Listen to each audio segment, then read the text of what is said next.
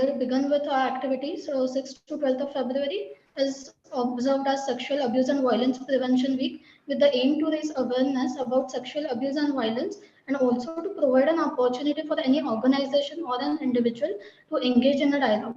There are countless number of voices that are never raised, or if raised, no cognizance is taken and they are never heard. The pain and trauma that a survivor carries can spill over and take a toll on their lives. Hence, we believe that it is important that we break the silence and actively contribute to creating awareness on the subject.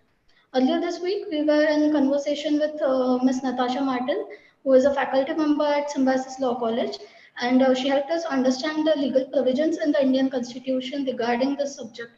But as a mental health institute, SCEW believes that it is important that our viewers also understand the implications abuse and violence can have on the mental health, right? So to provide us with a detailed understanding on the subject, we have invited Ms. Nimisha Chandan, who is an RCA affiliated clinical psychologist and also a fellow SCEW member working as a campus counselor at one of the Symbiosis campuses in Pune.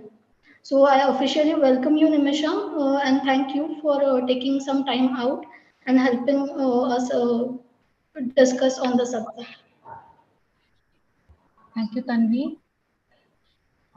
I hope I'm visible and audible right now. Yes, you are. Thank you for having me here, and I hope we can provide certain information to those of us watching on the topic and how it is relevant in today's society. Right. So just before we begin, I would like to give a trigger warning for all our participants and all our viewers. This webinar will hold a discussion on sensitive topic with regards to implications of mental health due to sexual abuse and violence. If at any point you feel that this discussion is causing some unsettling feelings or emotions, or feeling as a trigger cause, you can skip this session immediately. And for the students, faculty members, and staff members of Symbiosis University, you can reach out to us at mindhelp@siu.edu.in. This is the SCEW email ID for reaching out for help. Okay. So, Nimisha, before we actually begin with the mental health implications and everything, I would like to know the difference between sexual abuse and violence. So these terms are often in use, but we did get a legal definition from Ms. Natasha. But can you also provide us some insight into it for the viewers who could not watch that session? Right. So when we talk about sexual violence, it's actually an umbrella term, right? There's a lot of acts that come under this, and all of these actions, they actually fall under a continuum. Okay, so let's say we're talking about sexual assault, right? When we're using the word assault, it means that another person is causing one person to touch without their consent, without their permission, right? Or they are forcing the person to engage in any kind of sexual activity which is totally against their will. Okay, so let's say when we're talking about coercion, sexual coercion, there's an element of manipulation where a person is again put under pressure, or because the person cannot say no, as the one who is the perpetrator is probably an authority figure, right? In such case, we can say that coercion has been used to obtain the consent.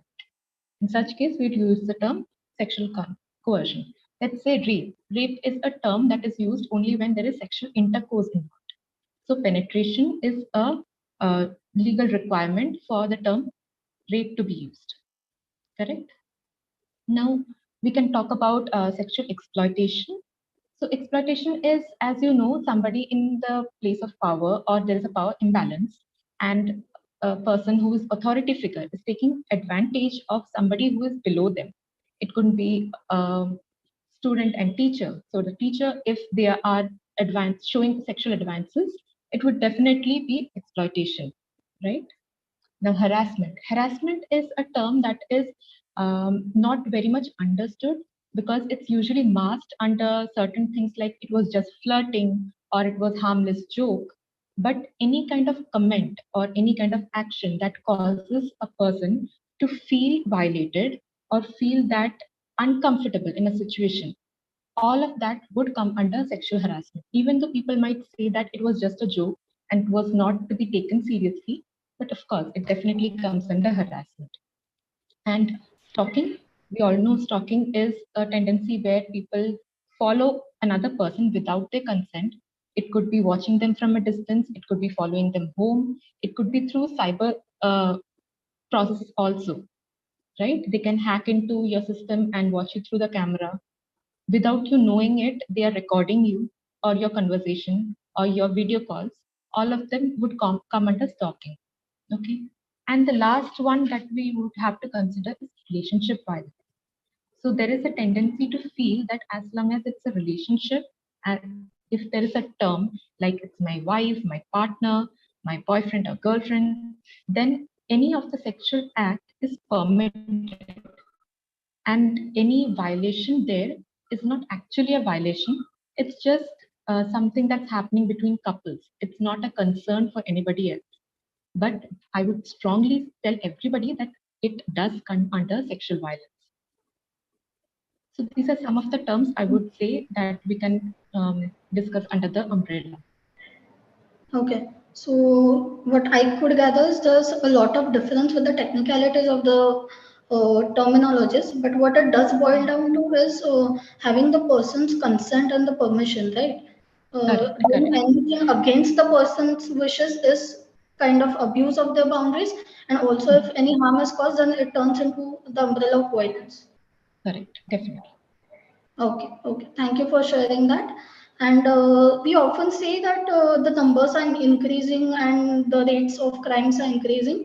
I was just surprised to see how high the number of reported crimes was. So while going through one of the government websites, I came across this number which stated that in 2019, a total number of 46,946, quite close to 47,000 cases of sexual abuse and violence were reported, and this data is only for the 19 states of India, right? And Mhm, these were the cases that actually went into the court and some proceedings did occur. So to mhm, think of that there are a number of cases which are never reported or never filed against, that could be mhm. pretty high as well, right? So Correct, correct. thinking about all So of this, it is just raised a question in my mind: what kind of safety do we talk about when living in a society? okay. So when we're talking about the reported cases, it's a fraction of all the cases that's actually happening. It takes a lot of courage for the person who has been a victim of such a situation to actually go and make an official complaint. There are lots of reasons why they don't. So depending on the situation, let's say it's in a family situation, it's somebody you know, somebody like your relative or a brother, a cousin, right, your partner, the chances of the person reporting is very negligible, right? Similarly, when it comes to organizations, if a student um, has been exploited by a senior or a professor, the fear of repercussion would cause them to not report. It could be a colleague, it could be a partner. All of these areas where we are supposed to feel safe are the ones who are actually seen to be the perpetrators.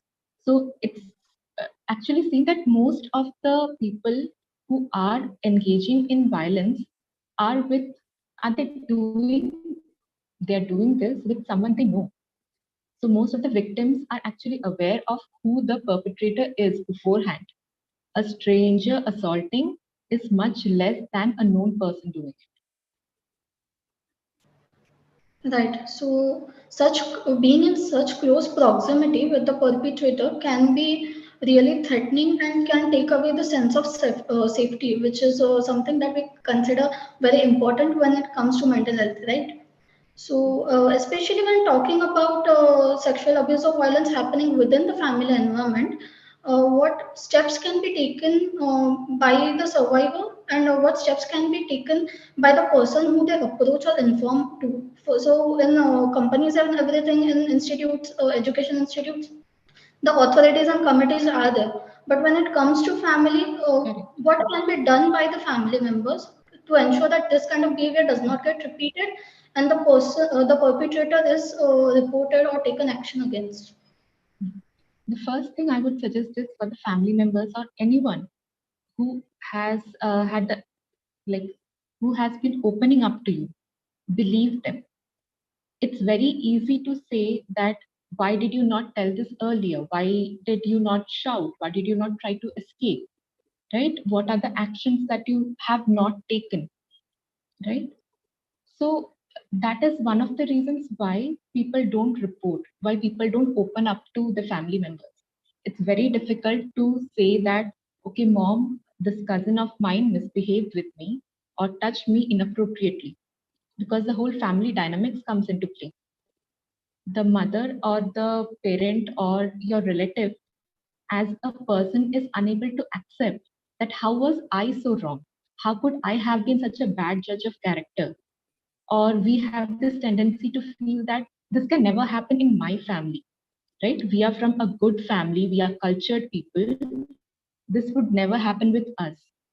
So that causes a barrier for the survivor to open up. I would suggest the first thing would be to believe the person. It takes a lot of courage to come up and say that this has happened to me. So let them share it. Okay. And thank them definitely for trusting you enough to let you be part of this.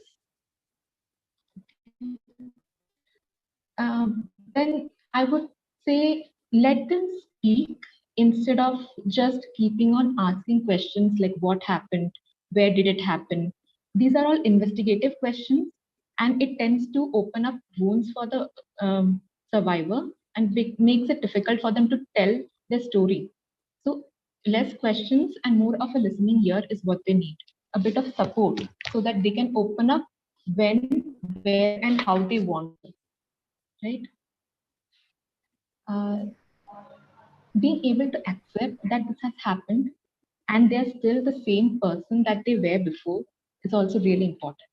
Especially when it comes to parents, they would have sometimes have this tendency to see the person very differently. Like, okay, my child has been spoiled. My wife is not the same person anymore. Or this girl or this boy is not pure anymore. That is the kind of tendency or the mindset that people have. So instead of making them feel less than before, just accepting them and their state of feeling, their emotions, all of it would be really helpful. And next step would be, of course, providing them with a lot of comfort and then information. They do need a lot of information on how to process this. First step, of course, reporting. Reporting to the authorities. If it's an organizational setting, then the internal committees, reporting to the police, and making sure that the next legal steps are taken. And second step would be giving them a support system in form of medical as well as therapeutic alliance with others. So they might need to get checked out. They would have injuries, how to tend to it if it's immediate. Or there's a chance of getting pregnant in certain people, right? So if there's a chance of getting pregnant, how to take care of that, that is very important. And also dealing with the trauma of it all.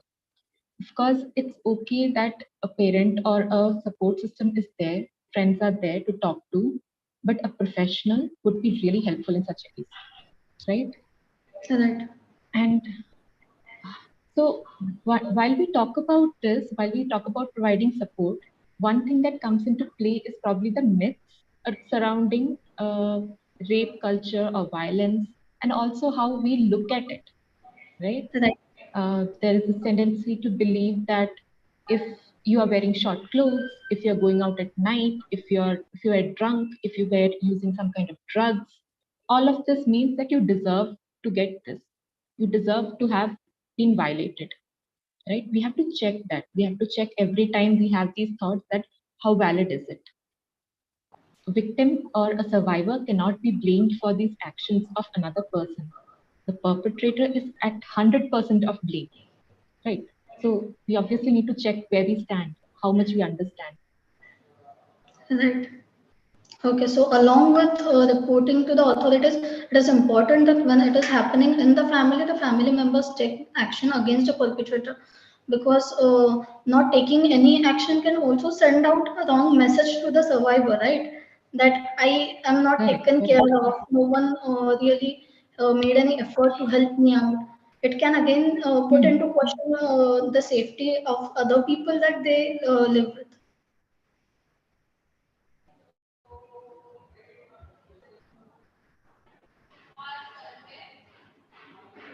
Hello?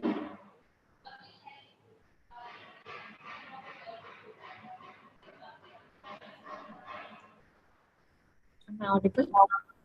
Yeah, you are. Some technical glitch.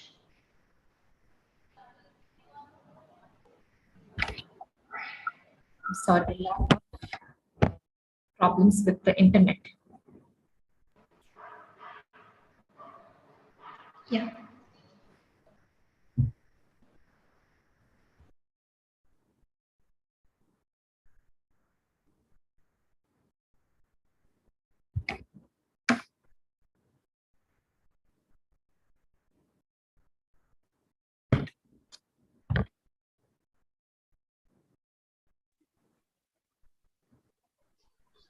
Yes, sir. Yes. Can you hear me? Yes, I can. Yeah. So as I was saying that repeated exposure to such people and family not taking any action, it can also create a question for the survivor, right? That no one else took an action. I did report it, what was expected of me, but other people did not care as well. So the trauma that inflicts, along with having gone through that situation, can just add to the whole thing. Correct, correct. So one of the reasons why I said believe them is that one of the reason I said that believing them is as important as anything else Hmm. is because once you have that support that this person is now aware of what is happening to you and is ready to say that, okay, I believe whatever you're saying and this must have happened, even though it's my family, even though it's somebody known to me, I will support you, irrespective of how close that person was to me, right? And taking an action against them, even if it is not reported, like in most cases, even if they are not allowed to be near the survivor, if they are kept away at a distance, they are not made to be part of family gatherings, or the survivor doesn't have to see them repeatedly, that would also be kind of a support to the person, right? They would feel heard, they would feel loved and cared for. Yeah. So sweeping it under the rug is never an option. Definitely not an option. Yes. And that does bring us to what the mental health implications are. So we did discuss a lot about what steps need to be taken. But Hmm. when we talk about sense of safety and having a safe environment, a space to speak out, what other mental health implications can abuse or sexual abuse or violence have, according to you? So let's start with how the person feels immediately, even if it's during the act of violence. Sometimes the questions asked are, why didn't you run? Why didn't you escape? Why didn't you shout? Huh? How come you just stayed there and let it happen? So, what we have to understand is when we are in a traumatic situation, our body, our mind, it's not within our control. It goes into a survival mode where what we're trying to do is protect our life at all costs. So at that time, some people might have a fight response where they are trying to resist, trying to punch or bite or kick and try to escape, right? They are fighting against the situation. Some might choose flight response where they are running away from the situation, they're trying to escape and make themselves feel safe away from the environment.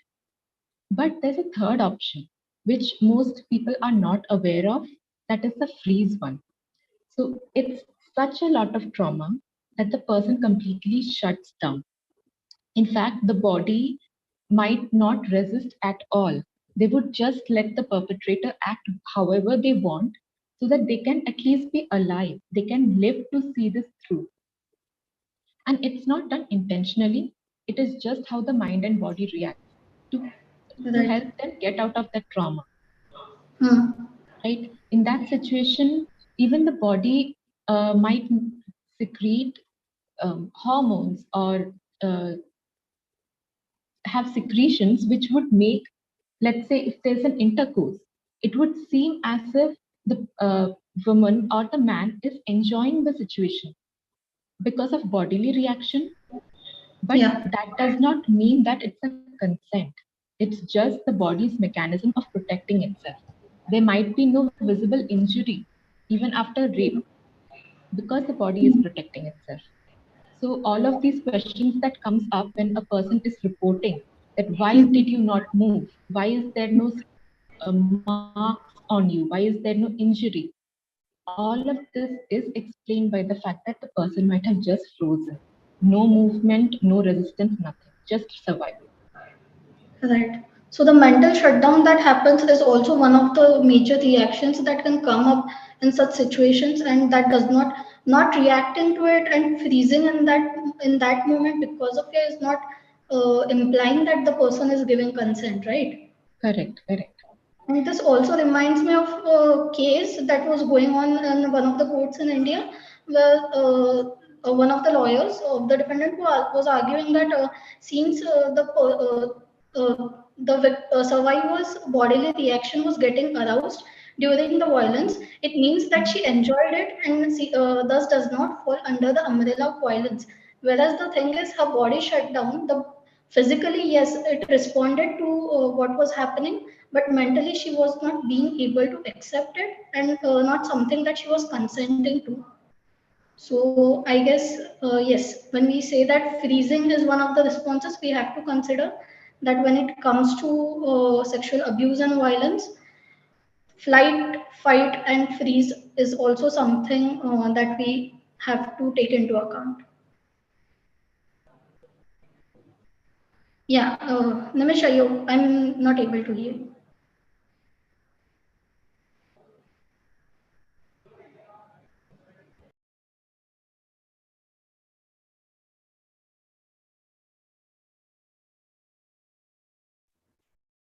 Am I audible now? Yes, you are. So that is true. Even for men, when we talk about men, the same Hmm. thing applies. There might be sexual erection, right? And there Yeah. might even be ejaculation, but that does not mean that consent was given. It's Hmm. just a bodily reaction to that situation, nothing more. Our body is trying to survive it, and our body is reacting to the way it has been conditioned to. Right. So yeah, that also brings to the fore that there are a lot of instances in which men who have gone through some kind of abuse or violence report having mixed feelings about it, because this is something that they report that the body responded to it, they felt physically aroused, and that puts into question that was it a violation or was it something that they were unknowingly consenting to, right? And later when all of this comes crashing down and keep brings to the forefront of the mind, it may come down to the realization that okay, I did not consent to it, it was just my body responding, and the mixed feelings themselves can cause another kind of trauma and another kind of guilt that they can carry, right? I can't hear you. Also, also in this case, we have to take into context the cultural significance of it. Men are Hmm. always told that this is not something that can happen to men. Men are not sexually assaulted, right? Men cannot be raped. And they are always told that real men would be able to resist such an attempt. Real men would be enjoying such a situation. If a woman or another man or somebody is approaching you sexually, you're supposed to enjoy it. And there is also this concept that men are always ready for sexual activity. There is no need for asking because they're always ready, right? These myths are all so embodied within our society that even young children and young adults, men, they are not able to bring it into forefront all the violence that they have gone through. It's true that when we talk about sexual violence, it's always about women. But in a recent study by the government, it was seen that 53% of all the reported cases were by boys, like young children who were sexually assaulted. 53%. That's like more than half the children who Yeah, were affected, right? yeah, So if we are saying that this only affects women or girls, then it's not true at all. It's just that most of these cases go unreported. right. So when Men we also need to be asked for consent as much as women. right, so just assumption of consent is something that we need to deal with, because a lot of times bodily responses or silence is often taken as okay, this person is consenting. Just because the person is not resisting, it does not directly imply that the person is consenting to it. Correct, correct. And So, yeah, talking about this, how does consent look like? so consent is something that we have to understand as a concept where yes is the one thing that means yes.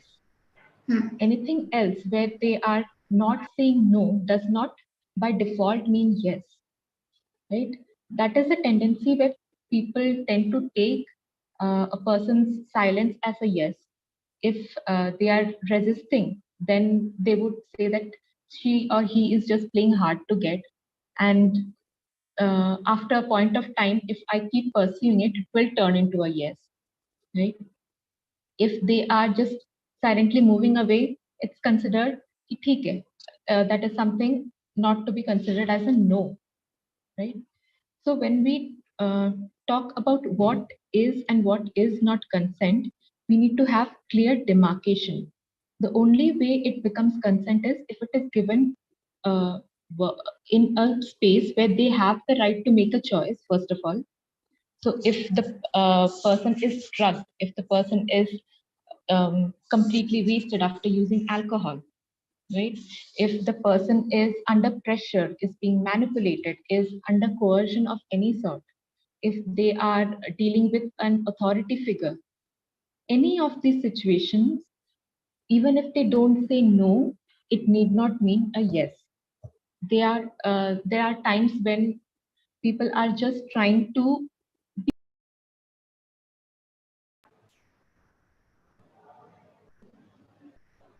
that purpose they would say okay, let's have sex. But that is just in that situation. If somebody was holding a knife to your neck and saying, give me your ATM pin, of course you will give it. You're going to try to save your life, right? You're not going to save that much money. Right, Same case applies here. The same thing applies here. The person is just trying to avoid all the other repercussions and giving in instead of being able to say no, they just go along with it, right? Now, right. let's say the person is young. The age Mhm. also matters. If the Yes. person is under the age of 18, whether they Mhm. say yes or no, it really doesn't matter because their consent does not hold value in front of the legal system. So if they're too young, even if they are ready to explore and go along with the sexual activity, it does not constitute a consent. Right. Okay. So these are So, some of the um, has an effect on consent is, let's say mm. at the beginning of the act, the partners had talked about it and both the partners agree.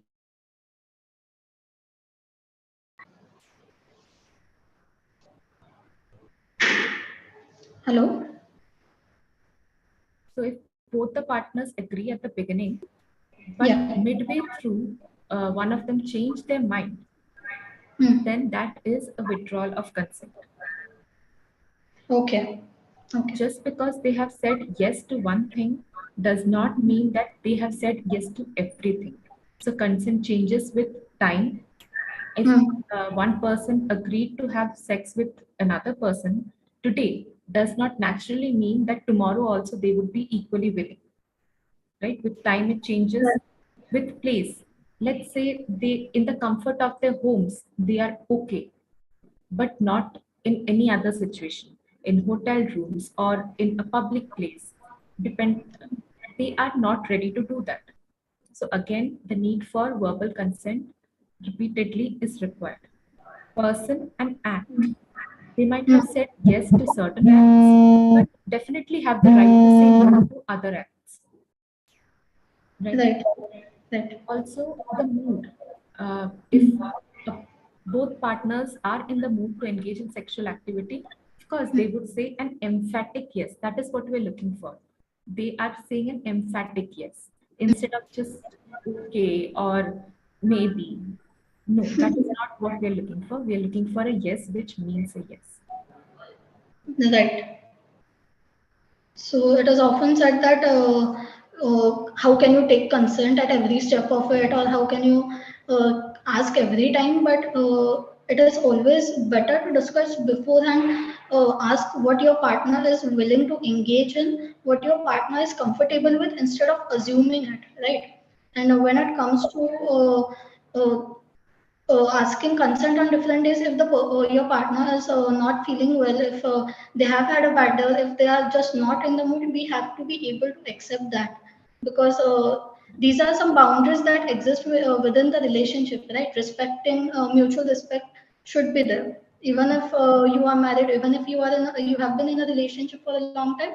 These boundaries are something that keep the relationship stronger than ever. It cannot be expected that just because you're in a relationship or just because they are your partner legally, you have every right to every act or every time to have Hmm. sex with that person. It still has to be very much consensual. So, Right. like you said, communicating beforehand Hmm. and during and after, all of these are equally important, especially when Right. it comes to using certain terms.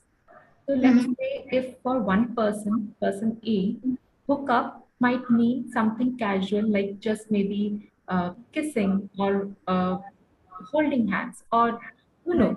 something of an act which is minor.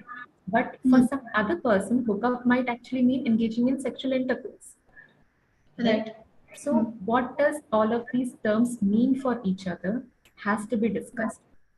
Certain acts might be pleasurable to one party, but not might not be enjoyable for the other person. Hmm. We have to be respectful of that. We have to understand that they have their limits, they have their limitations, and respecting it is very important. Right. So we have to know what our partner is comfortable with, and if they are saying no to it, instead of pursuing and instead of keep trying to get it, we should have those healthy boundaries into the relationship. Which also makes me curious about this one thing that you mentioned, playing hard to get. So we often say that social aspects play a lot of role in our life. So the movies, the media that we are often exposed to, in that this outline of movies or stories, that is often like one person is into another person, and they keep trying, but the person is saying no. Eventually down the line, as the story goes, the person is trying, and eventually this another person says yes. Correct, correct.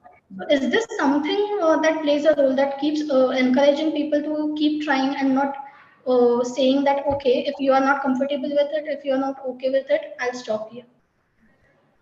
So if the hero of a movie that you're watching, if somebody you idolize says that things like Apun bola to meri Laila and wo boli फेंकता है साथ. So the concept here is कि she is just saying this as a, she's just saying this, but she does not really mean it, right? Yeah.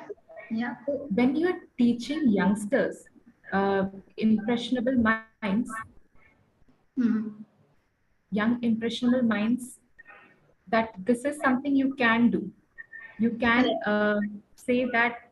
Can you just hold on a second? Yeah.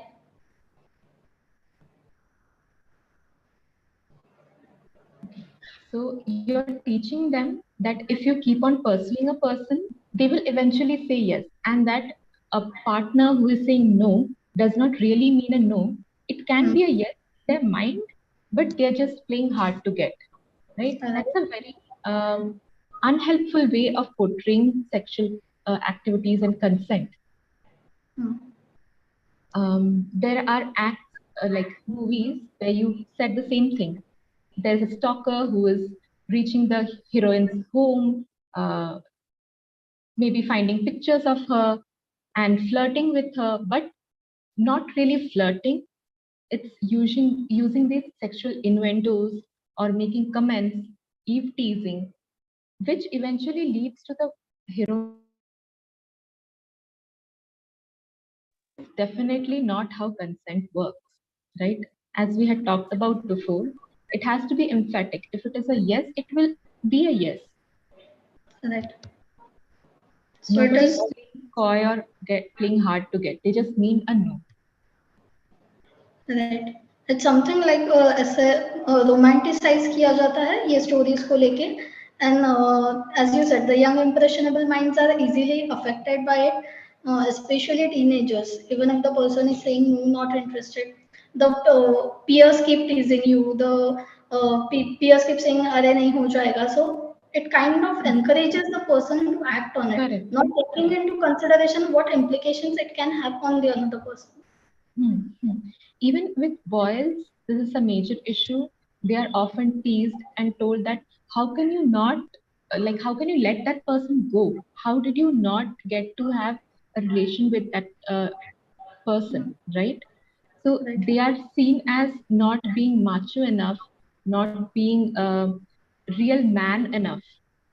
So Right. that also has an effect on their psyche, which would make them in turn take these drastic actions Hmm. to engage in sexual activity without getting consent from the other person. Right. So it becomes something of proving themselves instead of having a healthy relationship or a healthy uh, kind of connect with another person. It's just about proving your worth, your identity of what you represent Right, to one particular right, group. right, right, right.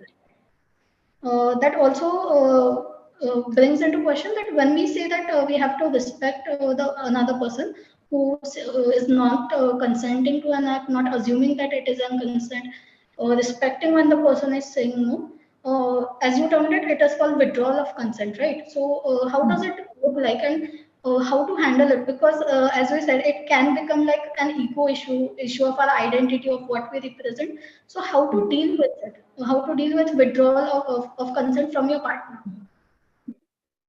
So first thing would be to understand that it's just a rejection for the act, not you as a person. They are not rejecting you, they are just rejecting that action that you're or that activity that you're undergoing right now. That's where Right. most of the problem comes in.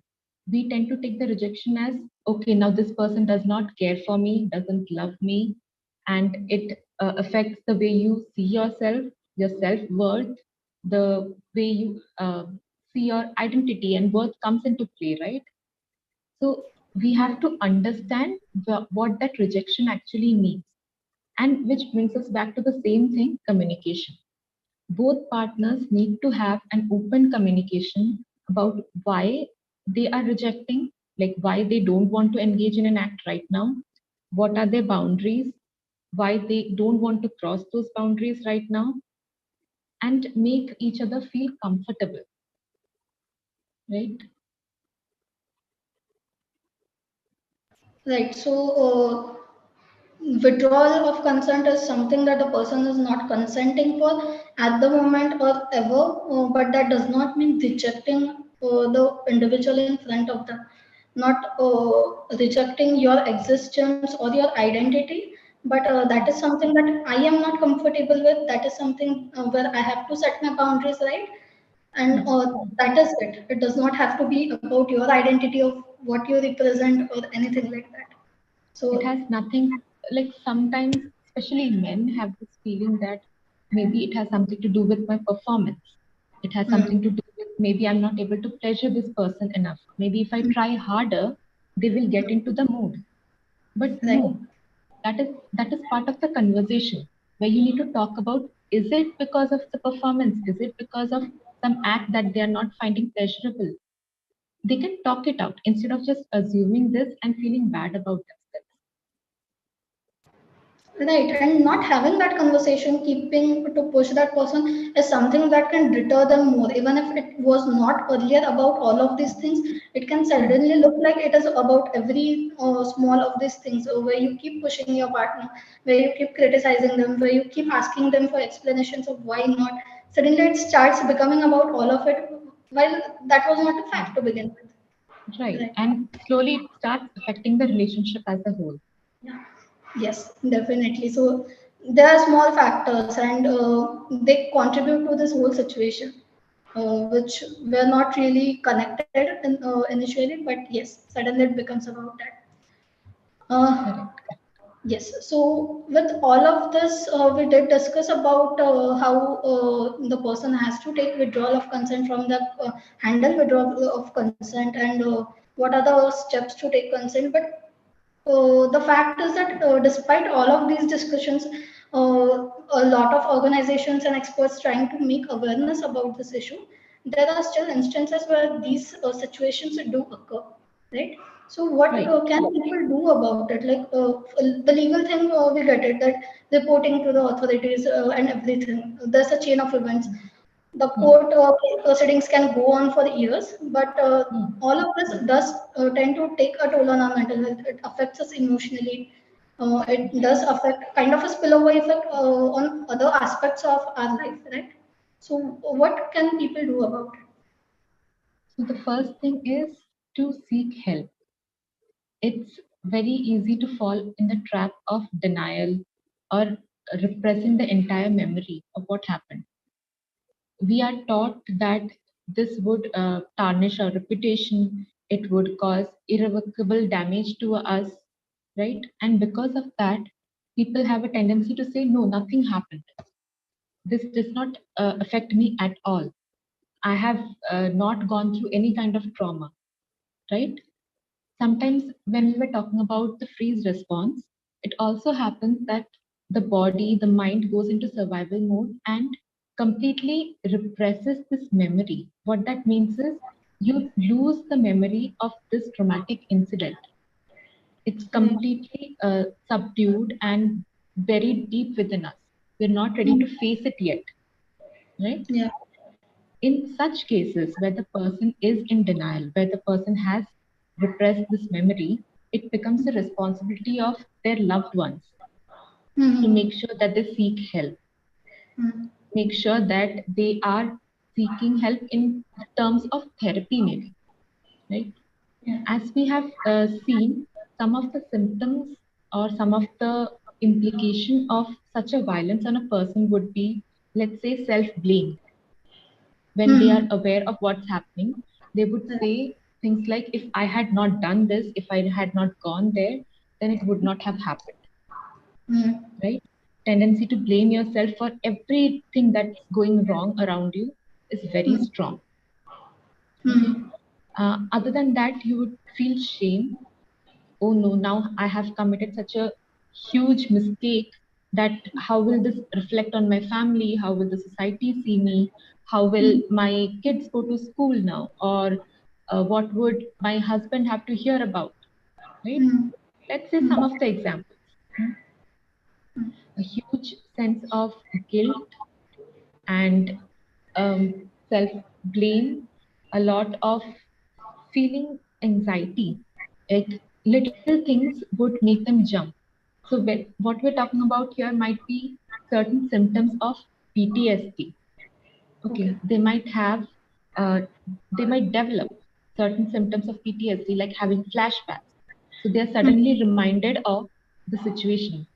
Flashbacks are like when you can see yourself in that particular traumatic event once again. A small cue, maybe a certain thing that reminds you of that situation, a certain sound. It could be the name of the perpetrator.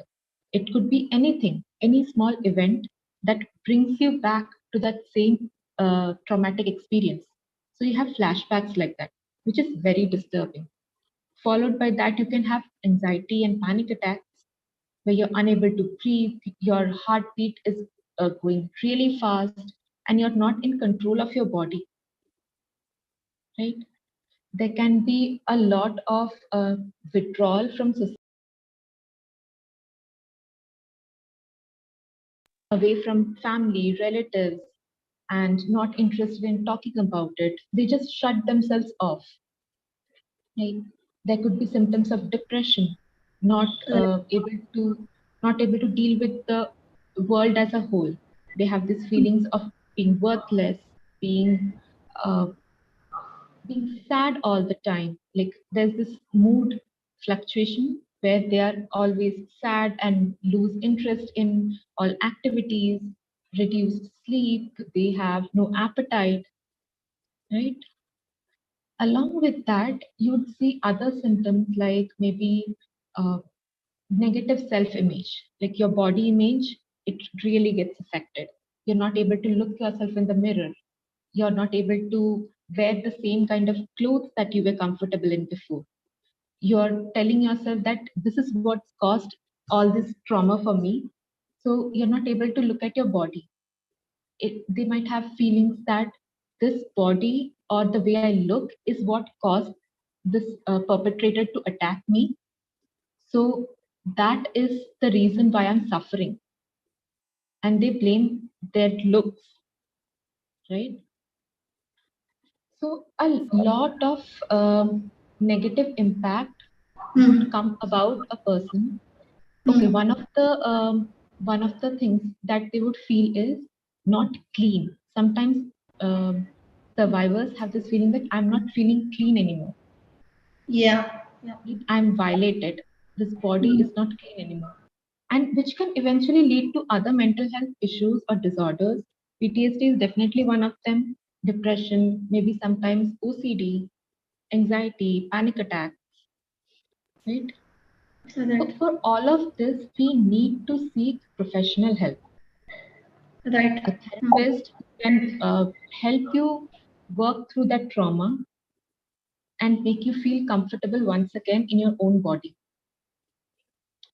And for that, you need to find an appropriate professional. It cannot just be any mental health professional, somebody who has appropriate training, somebody who knows how to be trauma informed and conduct counseling sessions and therapy sessions for a survivor who has gone through such a traumatic experience. Right. Mhm. So there's intense training that is required on the professionals part as well. It is not something that you can just look into because, as you said, smallest of the aspects of a person's life suddenly become colored by all of the trauma that one incident brings in. Yeah. Correct. And we have a lot of courses for professionals going on, right? So there are a lot of psychology courses that are even offered online and everything. But is there any course for people to get trained in from appropriate sources instead of relying on the what is called as quack therapies in today's world, where people can get proper training and proper information about this? Right. So there are a variety of diploma courses available online. You can just do 2 month certification and then call yourself a mental health professional. But that is not really helpful for anybody, not for you, and definitely not for the client you would be engaging with. So, for that reason, I think one of the courses that we have here at Symbiosis is our BSc in mental health. It's Yeah. specifically for mental health. What that means is we are giving hands on training here. We are working with students who would be getting trained to actually conduct interviews, conduct sessions for students, for clients in their professional life, right? So the Symbiosis Institute of Health Sciences have BSc Mental Health program. It's a Mm. 4 year BSc program, which is in accordance with the NEP and UGC guidelines. Mm. So since it's a 4 year course, the basic thing that we are looking for is at least 50% marks in the 12th standard And any student from any stream, it could be commerce, art, science, it doesn't matter. Any stream can join the course, right? Right. The good thing about the course, I would say, is the hands-on experience. Usually in BSc classes, it's mostly a theoretical approach, but here we are more focused on how to enable them or skill them up enough to make them uh, become a professional right out of graduation. Since it's a 4-year program, right? Right.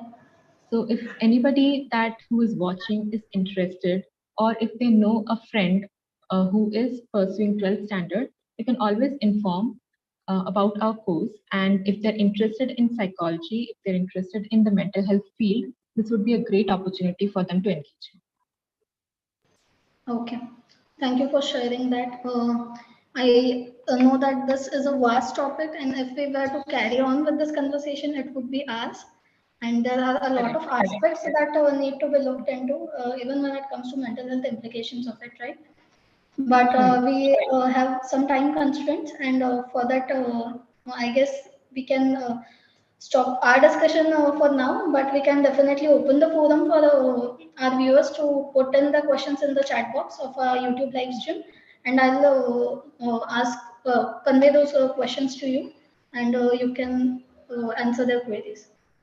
Just Definitely. let me.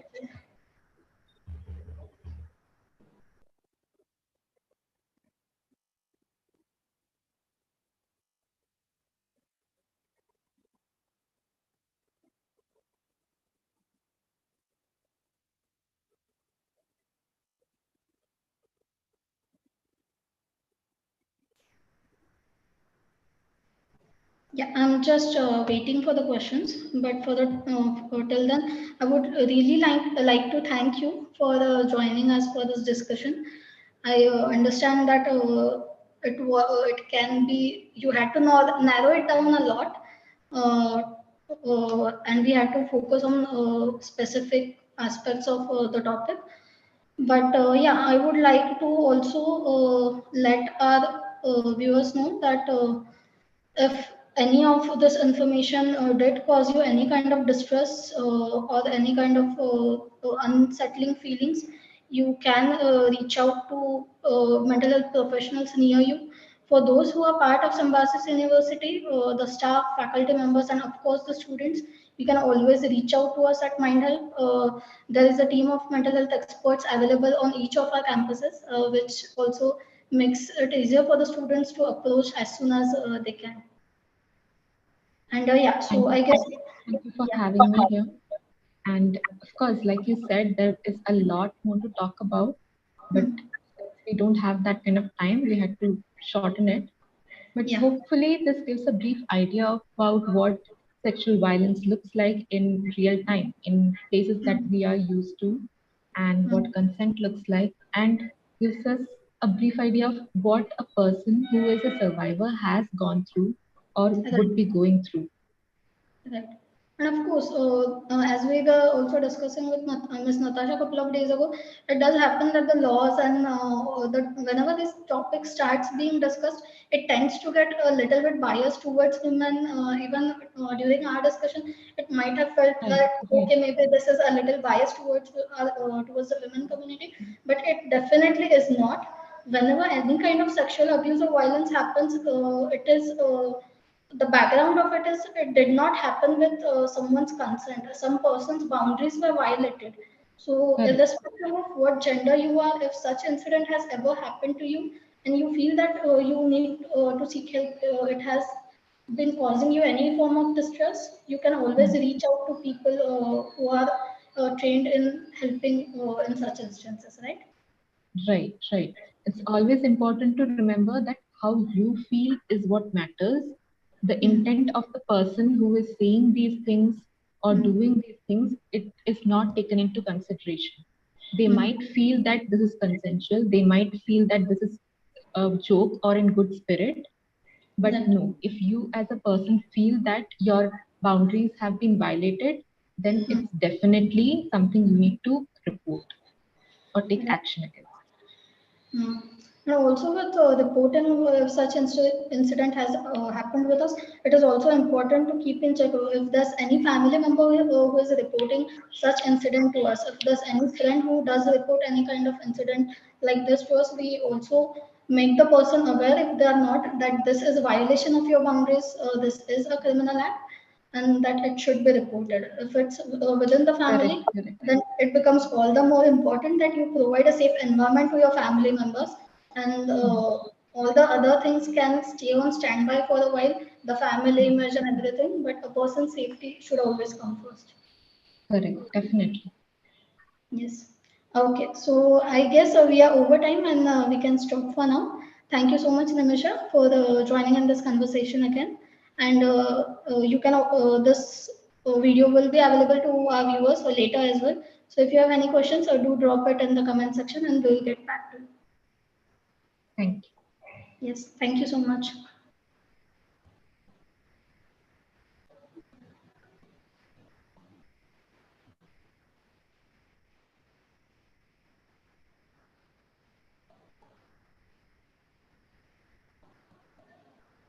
You okay, sir?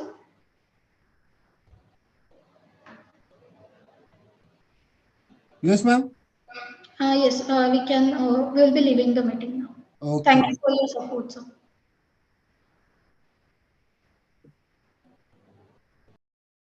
Stop recording. Yes.